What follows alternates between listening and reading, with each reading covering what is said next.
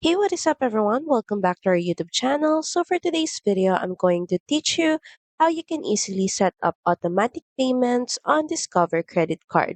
So, all you have to do is head over to discover.com and start by logging into your account.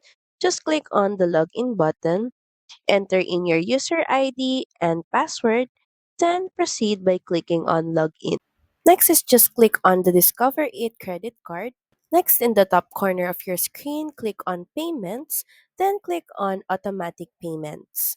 Next is just proceed by clicking on Get Started. Next is just select from the lists of payment option. You have the full statement balance option or minimum payment due plus fixed amount, and other amount. Also select an account. Then once done, just head over and click on the continue button. Then lastly, to finalize and verify that all the information are correct, just head over and click on confirm. So that's pretty much it. Thank you very much for watching this video. I hope that you find this video helpful. And if you do, please don't forget to like, share, and subscribe to the channel. Now we'll see you again on the next one. Bye!